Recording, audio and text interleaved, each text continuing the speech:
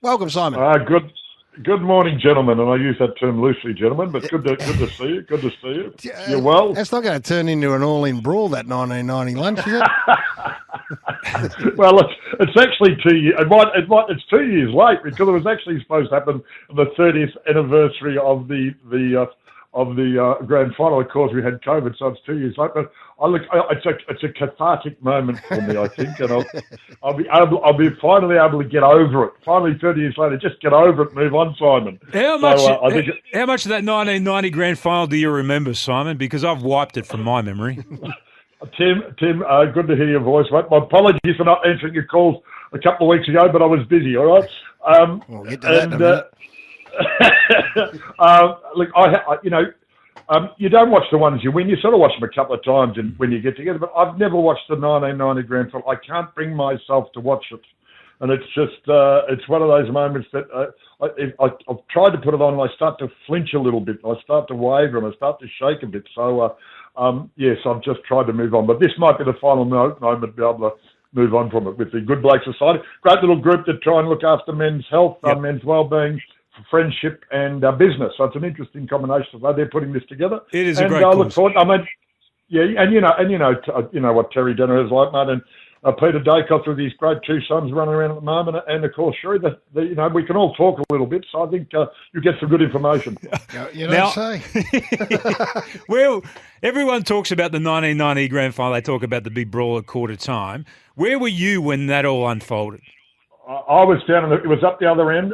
I was down in the forward pocket, and I sauntered up there just long enough to make sure it was over when I got there. As simple as that. Where were you, Wes? Were you right in the middle of it? I was having a Kool-Aid at quarter time. It was very hot that day. I was in the shade. Hey, Simon, that is great, and that lunch will be magnificent. We've also got a chance to ask you a couple of questions about your footy club, yes, and how they're tracking. I knew. Now, why would I think that you wouldn't ask those?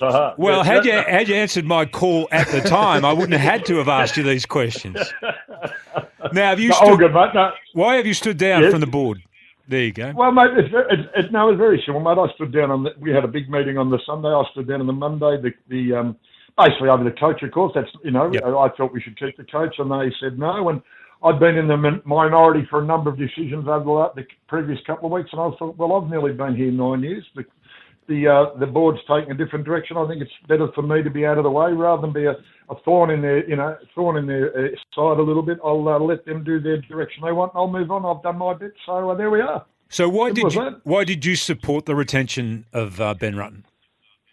Well, I just thought if you looked at the history of coaches that different coaches had got to a stage in their life. You look at the premiership coaches we've had since Mick Malthouse was the last experienced coach to win a premiership in 2010, and every coach since then has been a new coach in his first term. And both the Richmond coach and Melbourne coach, down at Geelong when he was there, they all had a glitch in their first few years, and they actually were supported by the club, and then they went on to do good things. So I just thought we had a contract with the coach, and we should go another year. I mean, if you do halfway during next year, if Essendon had 2 wins and 10 losses, it's a pretty easy decision on what you have to make with the coach then. But until you give him, a go, is a bit of a question mark, isn't there? So, but anyway, I mean that's the direction of the club, and they have every right to go in the direction they want with their coaching. With the coaches they want, and that's where we're up to. Is it right to describe, the situation at Essendon currently as shambolic, or do you think that's too strong? I think it's too strong. I mean, look, what I'm hoping is there's going to be so much change. There's going to be a new CEO, there's a new president. You could go through a whole list of new people. What I'm hoping is that because of that great change, they will have to settle down. They will just have to say, right, let's have some stability, because one of the problems with the club over the last 10 years has been the lack of stability through the supplement saga. And then on top of that, like every other club, not just COVID by itself, but COVID on top of the years before that, there's been a lot of instability. So what you've got to do is any clubs that are successful have really good stability over time. And so I think if you look at the changes that are going to happen or have to happen, that'll all happen, and then for the start of the season you go, right, all this has happened, let's be stable, let's move forward. And I think that's a really good thing to happen if they can get to that situation. Talking to Simon Madden, former Essendon great of the game of AFL football. Simon, Terry said on Friday, I think it was, I was listening to him talk about this, which was an interesting take on where Essendon are at, and that was about the move from Windy Hill out to Tullamarine. He thinks that the club has lost itself somewhere along the way in that movement. Do you agree with that?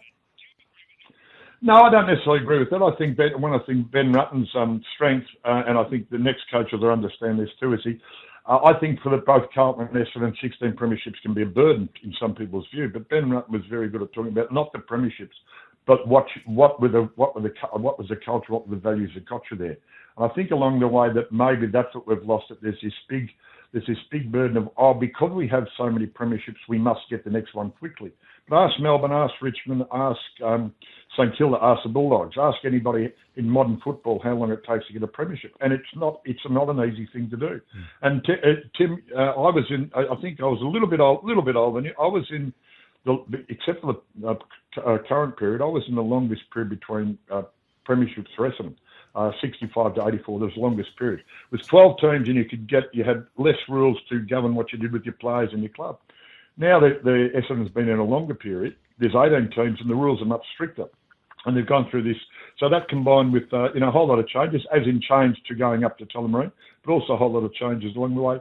It is still doesn't make it any easier to get a premiership just because you've had a lovely history of premiership. So there's a whole lot of work, whole lot of time, whole lot of effort, whole lot of stability that has to happen before that success comes. There's been a lot of change, Simon. Do you think the list manager, Adrian Dodoro, will survive?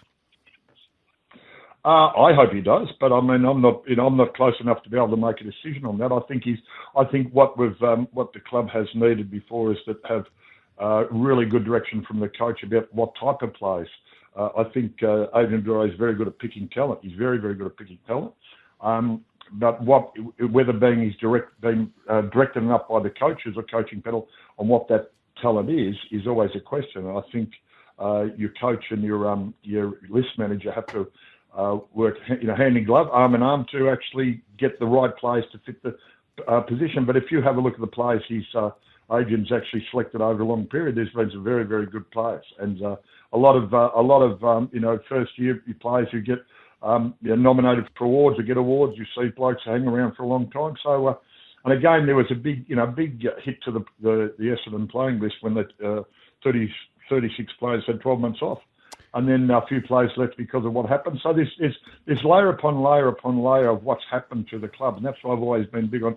Now they have to talk about stability for the next number of years. Are you comfortable with the fact that the future of your club sits in the hands of Robert Walls, a renowned Essendon hater? Look, I've actually worked. I was actually a state selector with Robert Walls when he was a state coach. And I think we all mellow, mate. There's a big difference between hating a whole club and hating a coach or hating a player, and then getting a job to actually pick a good coach, because then your reputation's on the line. So if you take a position to say, yes, I can pick a good coach, that's not about the coach, that's about you and your selection process. So that's I think you have to stand up. I think you have to stand up and go, yeah, I can pick a good one. Hey, Simon, just quickly before we let you go, the Good Bloke Society's event is on September 22. Will these stories that you tell at this particular lunch, will they be just your stories, or will we be using some of the Wisp stories as well? Well, hang on. I have a bone to pick here. I nearly hang on, we haven't got more time for you. We're running out of time. You said I'd pinch one of your stories. That's absolutely incorrect. Absolutely incorrect. It was my story. I'm sticking to it. We're going to get you on in the studio after the footy season's over, and you two can punch on, because he thinks you might have nicked one of his good ones. Yeah, right. No, I reckon that's wrong. I reckon it was a general one that he pinched off somebody else first. There you go. All right, let's sort that out. Good to talk to you, Simon. Thanks for giving us a minute for some moments. Always good to talk to you, boys. All the best. Cheers. The best ruckman I saw, Simon Madden.